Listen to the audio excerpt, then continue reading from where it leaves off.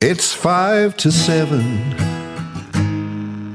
He looked to the heavens when he heard the engines hum. A sky full of planes and each one with a bomb. And they're gonna wanna drop them on someone. It's 5 to 7. Well, hello. Welcome to the latest edition of Islands at War. We've got a special for you this time. We've got a special guest in the studio, somebody who I've been on some of his tours. He's a tour guide and historian, as well as being a pilot. He's a very busy man, but he's made a bit of time to come and see us. Tim Osborne. Hi, Tim. Hi, Nick. Hi.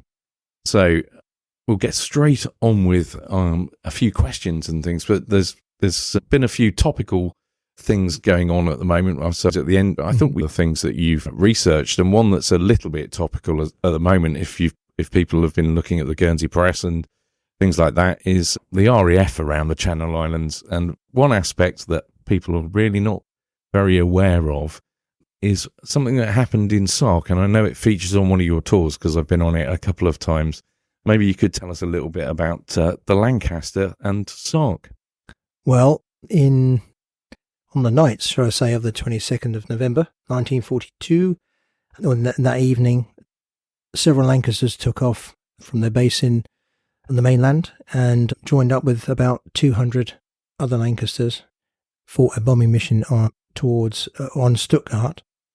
And one particular Lancaster, W4107, the serial number, piloted by Sergeant Eric Singleton, had a problem.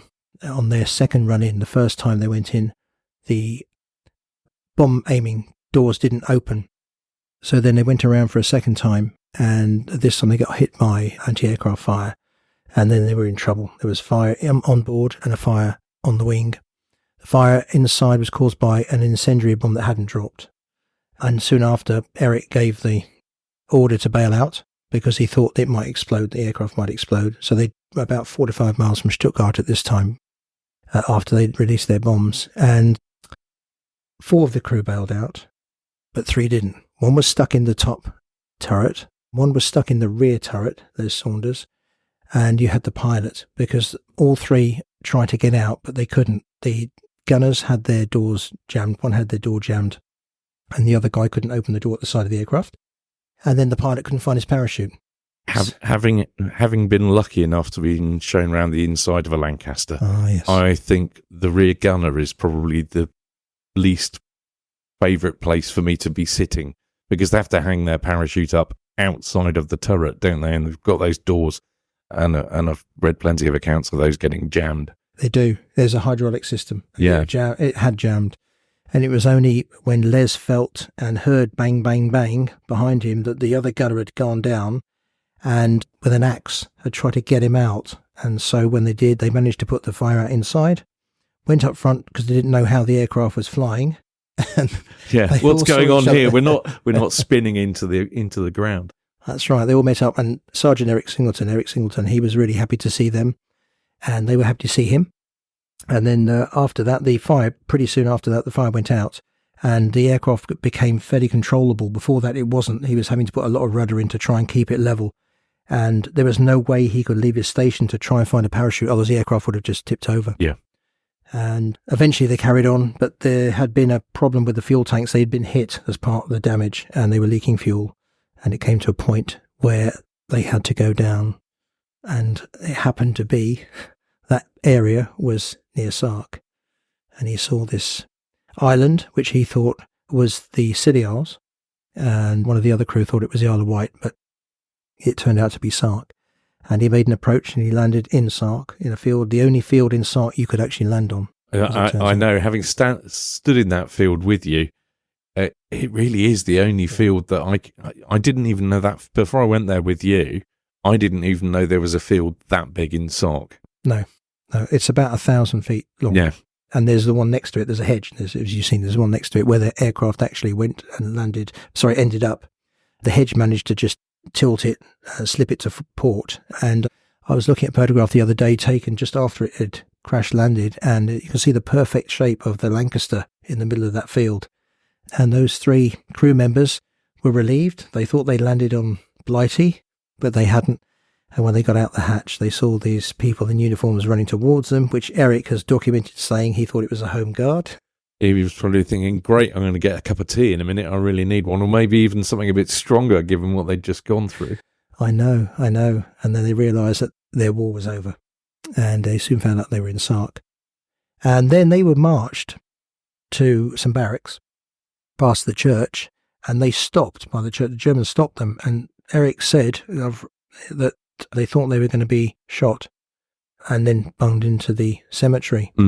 But they weren't. They were given a cigarette, and then they were marched to the barracks when they had a hot drink, and they were treated really well, and they ended up in the Happy Landings in Guernsey, which, as you know, a lot of Allied crew ended up in the Happy Landings, and then they went into captivity. So, yeah, and Lancaster did land in Sark, and it was in one piece, and no one died. It's I just find it incredible, having stood there in that field, that they managed to land that aircraft there. And there's no point in going to look for bits of it, by the way, if anybody's listening to this who thinks, I'll just nip over and have a look. There's nothing left in the field. But it's well worth going on one of Tim's tours just to go and hear the story whilst you're standing in the field and looking at it. And Tim can, obviously, being a pilot, explain a little bit about how tricky it was, and you can see the hedge where it went through as well. You had a bit of a special moment though with Eric, didn't you? Some time ago. Well, I've been in contact with his daughter, Jane. She's a doctor in the south of England, and we've been in contact, and I've got some photographs of him at various stages throughout his life. And he was very touched with one particular thing that happened to him 50 years after that event. Yeah. He was invited to Sark by the then senior, and they took him and his wife Gwen around Sark in a horse and cart. They took him out to eat, and then they took him to the field, and he was being interviewed by a reporter from Channel Television, the local news station. Yeah, I think that was Tony Bown, I think, from memory, I think. Roger Bown, that's one, yeah. And Roger's asking him questions, and you can see he's answering it, and then you can see him kind of change with his face. There's like a little sound in the background. And then, soon after that, a Lancaster comes roaring overhead, and it was from the Battle of Britain Memorial flight that had been arranged for him, especially. And he was really taken with that. In fact, I think he said it was the happiest moment he'd ever had in his life. I think that's what he said, and certainly Jane told me that. And then they presented him with a piece of the wreckage in a wooden plaque. Yeah, because the wreckage sat there for a little while, didn't it? It just kind of got pushed into into a corner of the field until it eventually was taken away. So it's probably one of the few wrecks that would have been left totally alone for quite such a long time. It was. I've managed to find one of the last pieces, a piece of hydraulic piping. So that's a little treasure for me. But yeah, it's all gone. Nuts and bolts will be in the ground. Any aircraft wreck, there's always residual stuff left over. And I know someone that went 2 years ago to find some nuts and bolts, and that's what he found. But essentially it's all clear. If anyone if they come on my tour or they go and have a look, there's nothing to see. Yeah. No, but it is worth standing in the field to hear the story so you can understand it better. It's use the phrase "walking the ground" as James Holland uses. As you said, it features as part of one of your tours that you do. I've actually been on it twice. I really, really enjoyed it. I thought it was fantastic because most people know about Operation Basalt. They don't necessarily know about the hardtack raid. They don't know a lot of the story about what went on in Sark. There's all sorts of things, and I won't give too much away. But there's some bit of detective work going on, and all sorts of things. A long-running investigation, people being moved around the island, and all sorts of things. So it's well worth it. So if you do get the chance to go on one of Tim's tours to Sark, I'd highly recommend it. While we're talking about the RAF, should we talk about Typhoons? Typhoons, yes. 1944. Yes. Just a day or two before D-Day. Because obviously everything had been planned. It was all in motion, and they knew when they were going to sail across. And so they had to try and take out long-range German radars that could detect the boats and what have you. And in the case of Guernsey, there was a Luftwaffe radar station in Fort George, in St. Peter Port. And they had, I think might have been 3 or 4 radars, Würzburg and Freya. Yeah, it was a mixture of the two, wasn't it? It was. And basically they could, detect any shipping out to the east towards the French peninsula, not that far away. And so they decided on the 3rd of June that 8 Typhoons would take off from Herne, Bournemouth Airport, and attack the radar stations. And they took off in the evening of the 3rd, 8 of them, each with 2 500-pound medium capacity bombs. And off they went, and they managed to attack and drop their bombs. At the time, they thought they'd done quite a bit of damage, and it turns out actually they didn't. Yeah, because they said, I think it was a Spitfire they sent over to come and have a look, and it was like, you didn't do as much damage as you thought, chaps. That's right. And so the authorities decided they'd have to give it another go on the 5th, 2 days later. They couldn't do the 4th, the weather was too bad, but on the 5th they did. And this time it was the morning, about 8:20 in the morning, because obviously things were starting with D-Day by then. And off they went again, another 8 of them, but this time they approached, instead of approaching from the southeast, like the last lot, they came in from the east and attacked certainly one particular Freya radar that they thought they hadn't even touched. And again, the bombs all dropped. At the same time, there was a splash in the water of Havelock Bay. Yeah. And so they went back, having thought that they'd done some damage. It turned out again that they hadn't really. In fact, the radars were repaired quite quickly. But they realised one of their pilots hadn't come back. And that was that splash in the water. That was Lieutenant Saville. Yes, he was a Canadian, wasn't he? Canadian, yeah. And they didn't know exactly where he was, but eventually he was found, I think, or his wreckage, the remaining wreckage, and personal items were found in the 1960s. Yeah. So it's a dedicated war grave. But I have just found out, I'm not sure if you're aware, Nick, that a recent dive on the wreck has found the wreck has moved. Oh. It's now been dragged by fish nets, they think, further out from Havelock Bay by 100 metres or something. I mean, not like a long way. Right, no. But not where it was first found. Yeah, and that could make a big difference to how long the wreck actually stays there, I guess, because there'll be much stronger currents out there. I know they actually sent 2 aircraft back to come and see if they could spot him in a dinghy, which was particularly hazardous, given the amount of anti-aircraft guns, which was unfortunately what he fell foul of.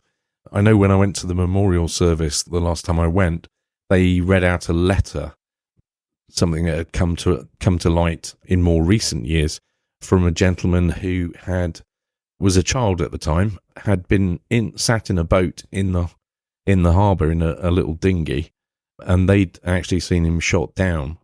Okay. They believe it. They believe it was from one of the flagships that was in the harbour. So this chap had written, 60 years afterwards. I think it was around the time that there was a fair bit of publicity around the fact that the wreck had been found. Because although it was found in the 60s, there wasn't really much said about it at the time. It was sort of later on, I think, early 2000s, before it became sort of widely known that it was there. But this chap had written in and said, look, I was sat there with my brother, and we think he was shot down by that. But they do hold a memorial service every year. There is a plaque if you walk along for those of you who are in Guernsey or have been to Guernsey, if you walk along the castle emplacement, there is a plaque there which explains all about the raid, and there's a memorial service every year for that.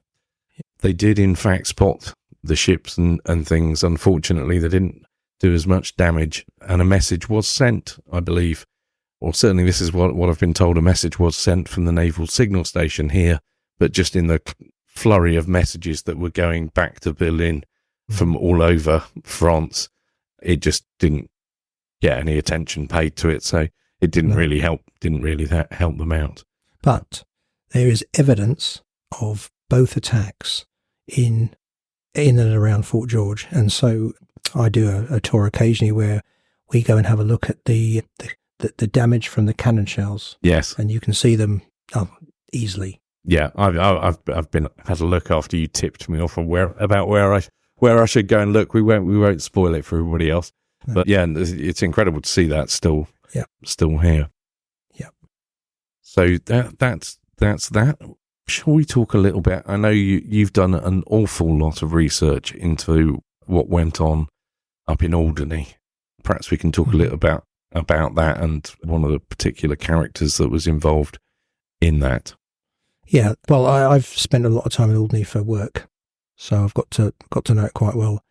And yeah, I've always had a fascination with what went on. There's been so many rumours and stories about this, that, and the other, and and exaggerations of how many people died in Alderney and what have you. And as you know, there's been an inquiry recently, and they've actually narrowed it down to a band. Yeah, a range of numbers, because the difficulty of getting any evidence is so difficult. Yeah. I mean, they have access to the archives, but what they haven't been able to access is the Russian archives. Yeah, for obvious reasons. Yeah. But yeah, I mean, essentially, when Hitler decided that he was going to fortify the islands in October 1941, he came out with an order. That's when the main bunkers, the building bunker thing and tunnels and gun placement started after that time, over the next, 18 months or so. Yeah. And so Organisation Todt, who were organised labour force anyway, everywhere, they decided that they would bring in several thousand workers over in the islands to undertake the work, majority of the work. In Alderney, there weren't many civilians. There was literally half a dozen left or so. So there was not a lot of eyewitnesses, apart from a few Guernsey workers that went over there, but they didn't see everything. And so they set up 4 camps: Sylt, Alderney, Helgoland and Borkum, for the labourers. The majority were forced labourers: Russian, Ukrainian, Polish, Spanish Republicans, Algerians, and later on 600 or so French Jews came over. And they were put in these 4 camps, and they were treated pretty brutally. Not by the average German soldier, which is what people seem to think, but by the much fewer guards from the Organisation Todt and from the SS Totenkopf division, who were the guards later on in Sylt camp. Yeah. They were the ones that caused the problem. And having spoken to a lady whose father from Guernsey worked there, he was badly treated by one particular, in his case, one particular Polish guard, Polish person who was an OT guard. And he put a bayonet through his hand and he hit him on the back of the head a couple of times. And he just said that there was, and he had it quite light. There was a lot of brutality that went on, but they were confined to the guards. The average German soldier, be he Army, Navy or Air Force, they didn't do that kind of thing. They were there to do their job defending Alderney. And so as a result of that, of course, after the war, there was some sort of inquiry that went on, and they didn't actually do very much about it. In fact, only 1 or 2 people were actually prosecuted from Alderney. And they were prosecuted in France, weren't they? Prosecuted in France, that's right. And so you had, since then, post-war, you've had people that have, for their own reasons and what have you, come out with stories about why tunnels were built or how many people died. At one point ranged to 70,000 people that they said died in Alderney. Incredibly crazy figure. And most people I've spoken to, including my own thoughts, were, we thought maybe 1,000 or 2,000 at the most. It turns out that the inquiry said, I think, between 640 and 1,020. Yeah, something like that. Yeah. But they'll never know the names. No, sadly. So I started to research a bit more on Alderney. That's now the campsite in Alderney. And I was quite intrigued to pursue one particular camp commandant called Adam Adler. Yeah. Now, Adam Adler was an OT junior officer, but he was also an SS party member. And he had a rank in the SS, fairly low rank, and a rank as an OT person. And often he would wear his SS uniform and put that side of him on. And I think over the years that's got twisted into saying that Alderney camp was an SS camp, when in actual fact it was run by him as a Lagerführer, but he had an SS uniform that he often wore. So there's been a bit of kind of mix up with that, I think, over the years, and certainly people that know even more than me think the same.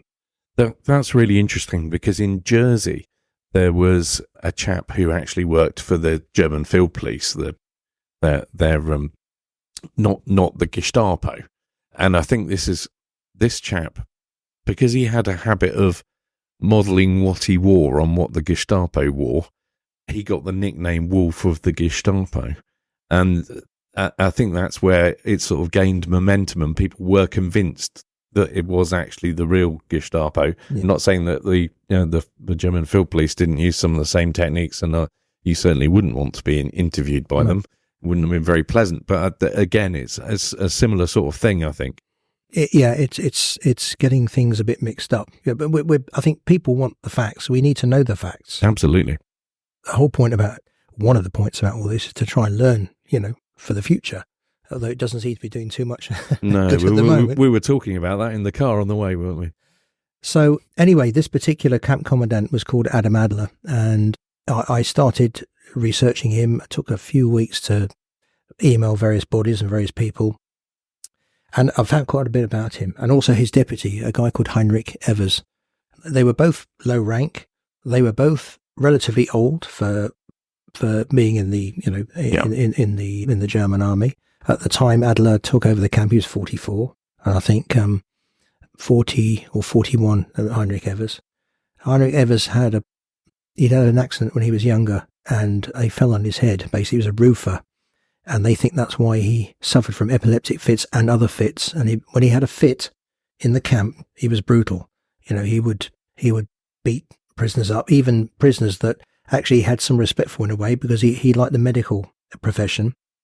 The labourers' doctors was in the doctor hut was in Alderney, and they used to go from the other camps to there to be, well, not that they had much medicine to make them better, but that's where they used to go, the sick bay, if you like. Yeah. And so for some reason, he had a respect for the medical profession, and he got on with the particular doctor. I can't remember the nationality of him, but one particular day he had a fit, and in that fit, he just smashed the jaw of this doctor and took his front teeth out. I mean, he was like that. And Adam Adler was known to be a bit of a drunk. He was known to be quite lazy, whereas Evers wasn't. He was always on the go. But they were a duo, if you like. They were together. Yeah. He was the deputy, and so they came in January 42, December 42, January 43, and I think they left in June 44, where they escaped to France. Subsequently found by the American forces. Yeah. Given to the French authorities. So we're now talking 44 when they were captured. And in 1949... Yeah, it took a long time, didn't it? A long time. They actually had a trial in Paris. They were kept in the Cherche-Midi prison. And they had a trial, and it was a farce. It was a real farce. Their two lawyers really played the court. It made the judge look really stupid, really. He was trodden on quite well by these two lawyers. And however, they were given sentences of 10 years for Adler, 7 years for Evers, but he only completed 5 of his 10 years, and he was out working after that. He went back to Germany and lived a life until he died. He went back to his wife, Margaretha, and I managed to trace their addresses. I managed to trace her grave. I managed to even trace his surviving grandson. I am waiting to speak to him. I've worked out how I would approach that. I've got people in Germany that have written to him for me, including from his town. And so far, I've not had a response, or they've not had a response. I just wanted I wasn't out to say anything bad or anything like that. That was not the way I was going to approach it. It would have been great maybe to see what he was like as a family man. Yeah. Maybe some photographs or something like that. But so far, that's not come to fruition. But to see that there's a photograph of them in court in November 1949, the two of them together next to some French police, and they just look like, I have to say, it's sort of pathetic old men. Yeah, they did all that stuff, and they just look. You almost wonder if they played it up a little bit for the court. Yeah. I don't know. I have seen that photo. You've shown that to me. Yeah. I found an account recently of a lady who went to work for the OT in fact, two French ladies who volunteered to go and work for the OT. One of them was from Paris, the other one was from Tours. Okay. And the first one who volunteered from Paris, she volunteered a few months earlier than her friend, or rather, subsequently they became friends. Yeah. She volunteered and ended up in Alderney in February 43. Were basically working in the kitchen peeling potatoes. Decided that it wasn't quite what she'd been offered when she signed up. They made it sound much better than it was, and she was supposed to be going to the Normandy coast, but her idea being I might actually be able to escape. So she asked to be moved and was moved via St Malo to Guernsey, and she met this other lady on the boat in August 1942, yeah.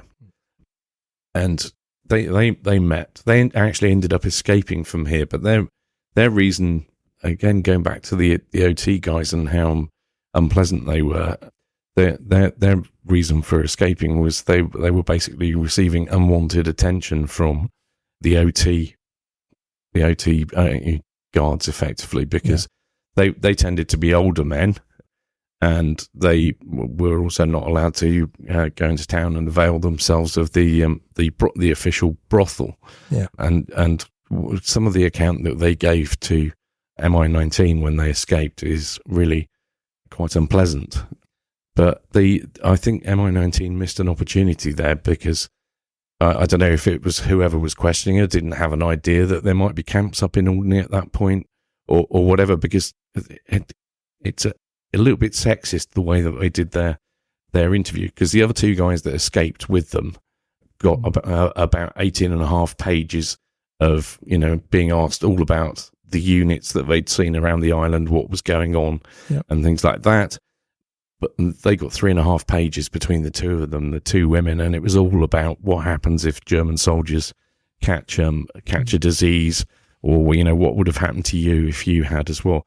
But they certainly were very, very badly treated, even though they were the paid help. Effectively, they weren't the slave workers.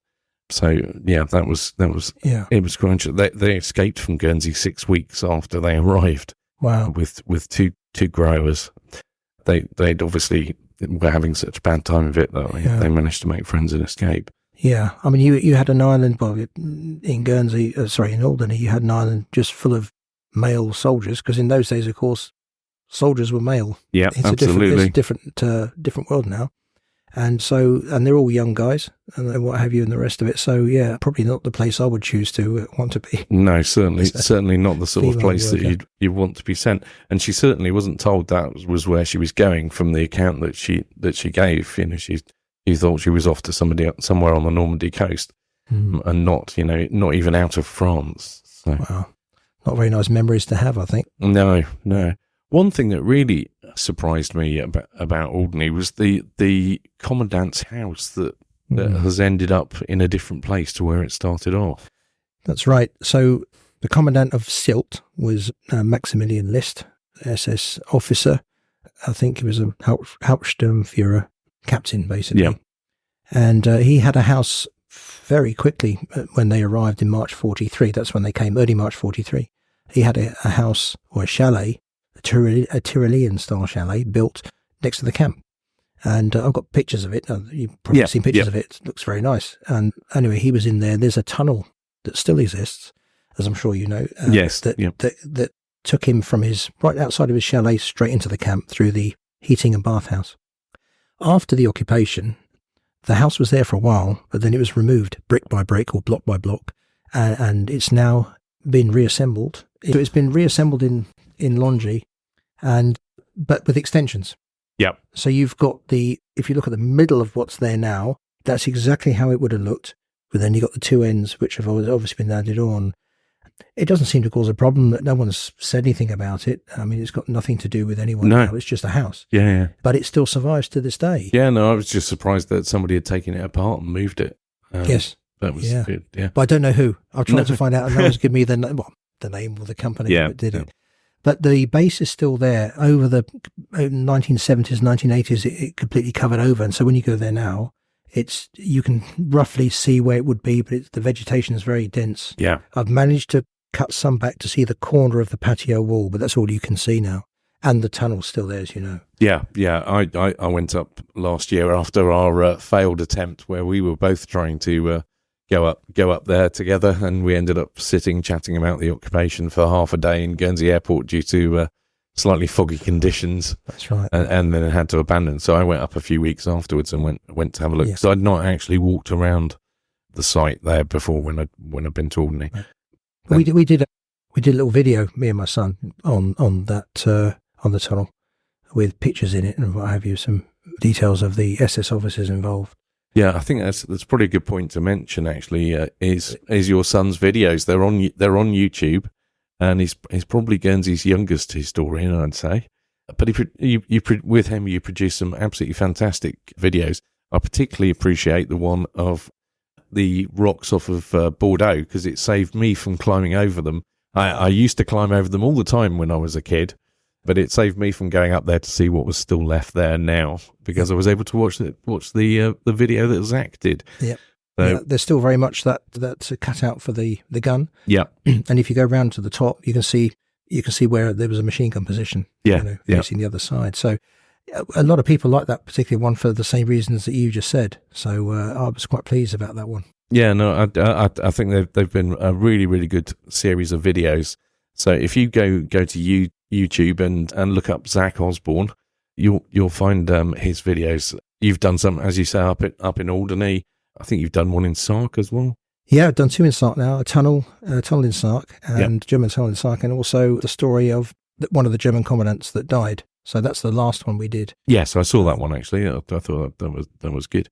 Was that the tunnel that we went in Sark that you did? Yeah. So we did that the day that we filmed that 2 years ago. He wasn't very well, and he was really great. I mean, he was only 4 at the time, 5. Yeah. I mean, but he just did his bit, and so I can, every time I look at that video, I know that he wasn't feeling well.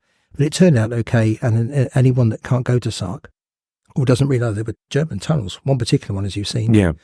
That's quite a nice little video to watch. It gives you the whole, and it gives you history. You know, we put some facts in there. Yeah, absolutely. And I think that's one of the really good things. And obviously, other children will watch it as well, so they'll be learning while they're watching a fun video that Zach's done. Also, it means you don't get your feet wet if you slip off the rocks. I know the last time we went in there, it was a little bit on the damp side, and I think 1 or 2 people might have got wet feet. One gentleman in particular, didn't he? Yeah. I don't know if he's wearing training shoes or something, but he got. But that, by the way, it's Zach with a C. Yes, Zach with a C. I should have said that. Yes, but do go and take a look. There's some great videos there, and as I say, I really appreciate the fact it means I don't have to climb over stuff to go and have a look and see what's there now. We're actually doing one in a couple of months on the air raids. Excellent. Yeah, we've filmed it. We just haven't got around to do it yet. Yeah. So anyway, that'll be. I'll look forward to that. But they're well worth a watch. They're 5-10 minutes long. It varied between about between 5 and 12, that sort of time. Yeah. So it's not too long. But they are very, very informative. And if, like you say, if you can't get here, or like me, you don't want to go clambering over rocks to go and look at things, they are great from that point of view, and some really good facts in those. Now, I know another thing that you have done a series. If you want to follow what Tim's up to, Tim's Guided Walks on Facebook will help you out. And one of the series of posts that you've done on there in a great amount of detail is another thing which I think a lot of people over here in Guernsey don't really know about, or they've got a vague idea that it existed, and that's the railway. The German railway. Yeah, there was one in Jersey. There was one in Guernsey. And essentially, this all started about the time that after Hitler made his order to fortify the islands, because you had a few thousand workers come over that had to build bunkers, underground tunnels, gun emplacements of using lots and lots and lots of cement and steel and what have you. And so most of that had to come over from the mainland of Europe, from France. granite, or the granite would make the chippings, that was from the island. Yes. And the sand was from the island, because there's still plenty of that now. But the other stuff had to come over, and the best way to take all this stuff around to the coastal areas was by railway. So they built a railway starting at the very end of 41 and went into 42. There were 2 gauges. There was a 90 centimetre gauge. That's the distance between the 2 rails. And that was the bigger train. And then there was a 60 centimetre gauge, which was the smaller railway. Most of it was the 90 centimetre gauge. And they built it from St. Peter Port Harbour. So the stuff would come over on the boat from France. They would put it straight onto the trucks at the back of the train. And then it would be taken all the way to the north of the island, excuse me, in what we call St. Sampson's now, because they had the main cement store there. They had the steel yard. They had a coal store. They had a wood store. Everything was up there. So you would have a train that would go up there to deliver the stuff there. Then, of course, it would be taken from there, essentially all the way down to the west, down from the north to the west coast of Guernsey, to be used where needed. And it was very busy from certainly early 42 till kind of probably about latest mid 43. That was the busy, the busy building period. Yep. And so it was a very busy railway. It was rudimentary in some ways. And and there's still evidence of it left. Not much, but there is still evidence of it left. But yeah, you're right. A lot of people didn't know that featured very much. As part of the whole thing. Yeah, and I was out on a tour at the weekend, and a lot of people there didn't know about it, or they knew very little. They perhaps, there's a few photographs of some of the trains around, usually looking in a very sorry state post liberation, and they knew a little bit, but they didn't really realise quite how far the trains went, or that I think it was it Lille that was effectively Clapham Junction. It was that was that was where a lot of action took place. I guess as well, because the Germans were short of petrol, using a train actually made more sense, because they probably had more coal than they did petrol. Because I know that there were at one stage they were using wood alcohol, which was not actually very good for the engines on lorries. And as fishermen found out, not very good if you've stolen some German petrol. It turns out not to be really petrol. It doesn't work very well in your boat engine, and you end up in a bit of bother. That's right. So I guess using a railway like that. But one of the bits that you can still see that I know about is the bridge behind the Vale Castle in the lane there. But that's about the only thing I. Yeah. So that bridge was built before the war. Okay. Yeah, it was built before the occupation. It was used by horse and cart for the quarry industry, because before that, Guernsey was a big quarrying industry and supplied the stone for, some parts of London and Southampton, what have you, years before that. And so you had the bridge, but it was used for the horse and cart. And then the Germans decided they put a 60 centimetre gauge railway across that bridge that went from St. Sampson's by the quarry industry all the way to Bordeaux, and they would take the stone back. Okay. Yeah, that's certainly an interesting one, because you've done a lot of work on that, and I think that there's one or two people that have got a little bit of evidence in their gardens, or even running through where now their garages and things like that. But did they not? They ripped up a lot of the tracks, didn't they? They did, yes. So the track was taken up as quickly as it was put down, basically, apart from a stretch by St. Peter Port Harbour to St. Sampson's. One of the other bits of evidence that you can see is you said at Lille. Yeah. There is the evidence, actually, it's of the mess. It's a low wall. Okay. Underneath some pine trees. And that was the actual mess, if you like, the canteen, shall I say, for the people that were working, not necessarily for the soldiers, but for the engineers and for the people working on the sheds, because that area was where they repaired the locomotives, etc. And I also was told by a gentleman, I don't know if you know this, a couple of years ago, that he remembered a huge explosion one particular night, in the middle of the night. And it turns out one of the repair sheds was completely blown up. Luckily, it was at night time and there was no one walking past it, because I think a German engineer had left an oxyacetylene canister going or something. Anyway, at some point that had caused an explosion and blew the thing to pieces. And there was nothing much left of it after that, but there was no one around to I don't know if anyone was injured, but certainly it was a quiet in the middle of the night. But there's the evidence left of this canteen, and you can see it to this day. That's the only evidence in that area there. So that's another piece of evidence that's left from the train. I know one of my mum's friends. He's no longer with us, unfortunately. He was a boy here at the time, and one of the things he used to like doing was putting stones on the track to see what would happen. Until he got home one day, and the German field police were there having a word with his parents. Don't think he did it after that. That was I think, there were people in Guernsey that tried to make it a little bit difficult for the German forces. Yeah. And that was one of the things they did, try to disrupt the tracks in some way. Yeah. It's very subtle stuff, really, Yeah, it's more. I think it's more like defiance rather than, or just being bloody minded. To be fair, yeah, and I think I've mentioned it on the podcast before, but there was a thing called the Matthews Sark party that got sent to go and salvage a boat from Sark, and they managed to drag it out for months and months. I think it was about 9 months until the occupation had finished, because they were just pretending, it's too difficult. This is going to take ages, and just dragged it out and just.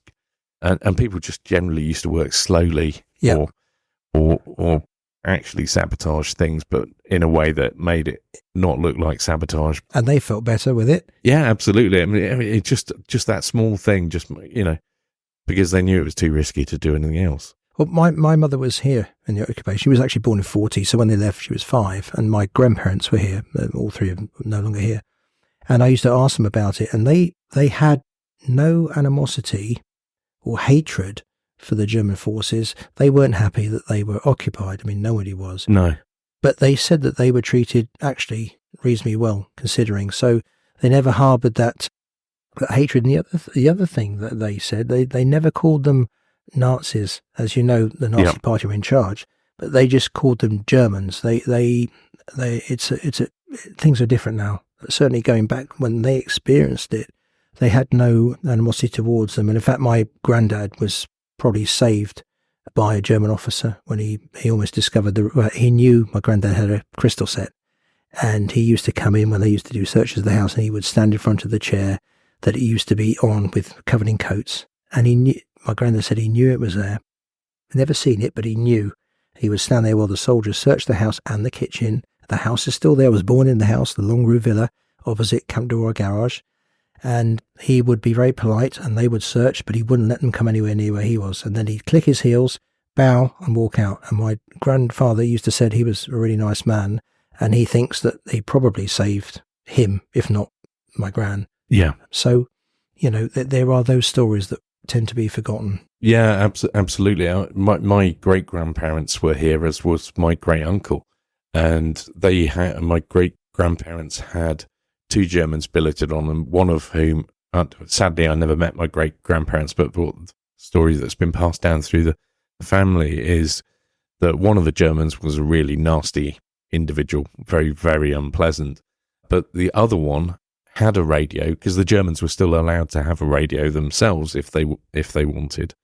And he had a habit of, he would turn it on for the BBC News, come into the kitchen and announce that he was going for a walk. And he'd go outside and have a cigarette and leave the BBC on for them to listen to.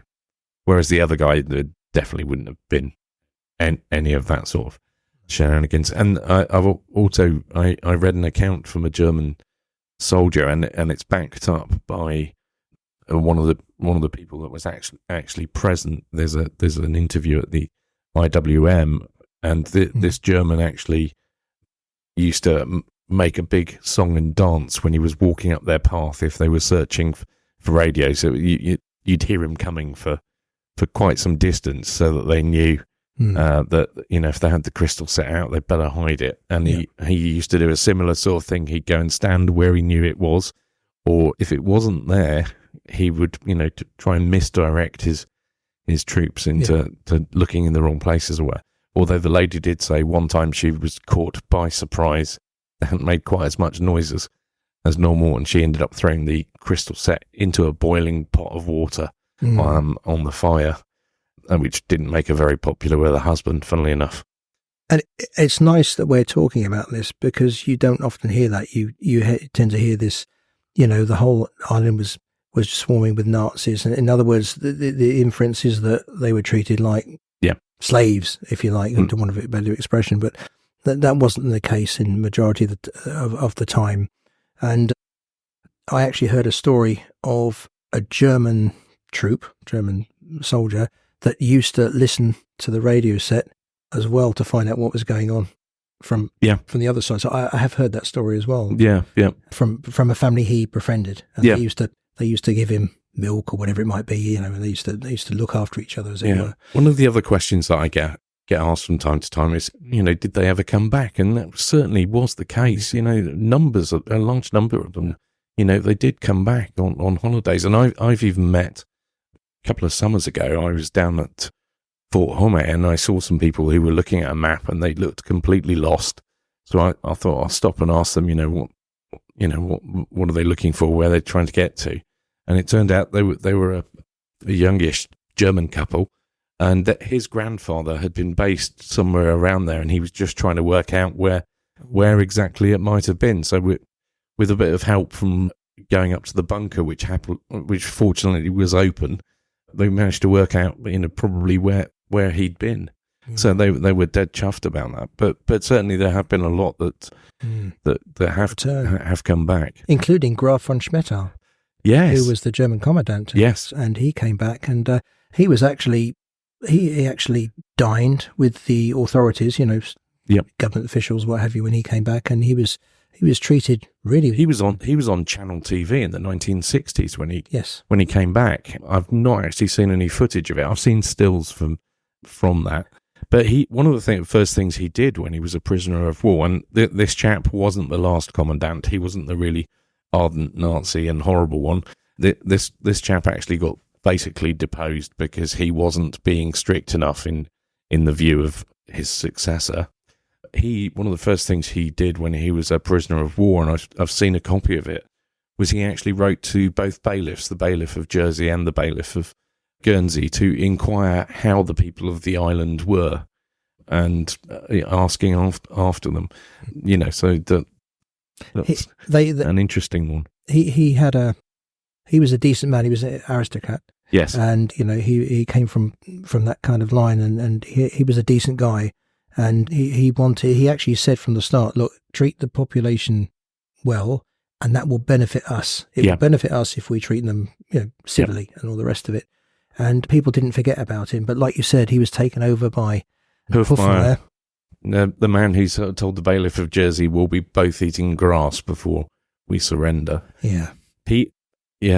Hofmeier actually ended up getting invited to HMS Belfast when it was commissioned as a museum. I found a whole article about it. Really? Because he'd been the captain of the Scharnhorst at one point when it did the Channel Dash, I think it was. He wasn't very well liked and basically ended up here because they wanted to find somewhere to send him out of the way of everybody else.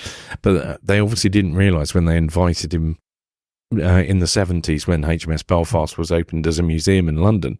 Yep. They presented him with a model of the HMS Belfast and everything. I've seen pictures of it. There's a whole write-up in the newspaper. I wonder if they knew what it was like in 45. Yeah, 45. I think they clearly didn't know that bit of the story and hadn't researched that. We're going to have to wrap up soon, but before we do that, I shared with you a friend of mine, Kerry Thomas, who listens to the show, was over from Wales a couple of weeks ago. Yep. And he shared something yesterday that we thought we might quickly discuss, which was whilst he was on the ferry on the way back to the UK, he met a gentleman whose, I think it was his grandfather or father, had worked for Lloyd's Bank in Jersey and Guernsey, who said his dad always thought the best thing for the Channel Islanders was the Germans being here because it provided a bit of order when they were cut off. Now, I'm not sure the people that got bombed or deported would agree with that sentiment. I would think there'd be more people that would disagree with it than would agree with it, because there were quite a few deported. Yeah. It was 50 from Sark, plus a load more from... Yeah, it was about 2,000 in total, wasn't it? That's right. A lot of people. And some people lost their lives because of that. Obviously, a lot of people returned. But yeah, I would. That's a different take on it. It was an interesting take. I mean... You'd have the other thing, of course, I suppose on the flip side, if the islands hadn't been demilitarised, then the Germans would have been able to bomb away at at will. Yeah. Because they'd have only been, a short hop from Cherbourg. That's right. Fighter aircraft from the UK would only have had 15 minutes over the islands because of fuel restrictions. So there's no way that Hitler would have wanted that. I mean, basically, he saw the Channel Islands as part of Britain. Yeah. Because he didn't get Britain. Yeah, it was the next best thing. Absolutely. And as you know, he wanted to keep them for the German people. Had he have won the war, they would have been a holiday destination for them. Yeah, absolutely. So, interesting take, but I suspect that... Yeah, I don't think anybody that I know that lived through it would have gone with that one, that it was there. Yeah. And Keith's been busy producing for us tonight, and one of the things he's mentioned is, I alluded to it earlier, is the bombs in the field up at Route Isabel, which is sort of an ongoing story. I didn't know those were there, to be honest. I did know about the ones at Capels, but I didn't know about I didn't since we last mentioned it earlier on. Yes, I'd write as Route Isabel. So there's a couple of bombs that they haven't found, that they are 99%, I guess, or even 100% sure that are in the ground, some 25 to 30 feet down, 26 feet down, I think they said. Yeah. That have not been found by ground penetrating radar, which only go down, I think you said, to 9 or 10 feet. Yeah, I believe so. From what I've read anyway, I'm no expert on that. So there's a bomb disposal expert, Ben Renfrey, who's been made this public, brought it out into public domain again. I'm not sure when it was last brought out. And there's another side trying to sort of temper it a little bit by saying, look, don't panic. Yeah. It's not going to go off tomorrow, but I'm not a bomb expert. No, neither am I. So it's not gone off in the last 80 years, and I'm not sure how explosives deteriorate. And they are in fields, aren't they? I don't think they're under a house. It is in fields. Like I say, I knew about the ones at Capels, which have been cleared up. Those were cleared away some time ago. I mean, the Germans did have form for not clearing up unexploded bombs, because I know when we talked about it in the August 1940 episode, when the RAF bombed the airport, there was a house on Forest Road that got a little bit of damage, and there was a bomb in the garden, and the Germans basically said, "Not our problem." So one of the firemen from Guernsey Fire Service took it upon himself to actually move the bomb and dispose of it. I don't know exactly how he got rid of it, but he moved it himself, and he went on to get an award later on in the war for the fact that he'd basically just gone, well, we can't just leave it there. I think they'd been called out because the house had been damaged and they were worried about fire and stuff like that, and the Germans had just gone, not our problem. Some people would say brave. Yeah. But that wouldn't be happening in this day and age. That wouldn't happen. I know, health and safety would tell you you're not allowed to do that. But and as we were saying earlier, I mean, a lot of people just are completely unaware that the islands were attacked by the RAF. Not massive air raids. It was tended to be things like shipping in the harbour, that kind of stuff. Boats were sunk in the harbour by aircraft. They were, and there was the Blenheim raid in I think it was August 1940, so not long after the occupation started, where they bombed the airport. Yes, and ended up a load of German anti-aircraft people, soldiers. They were killed. There's about 5, I think. Or Absolutely.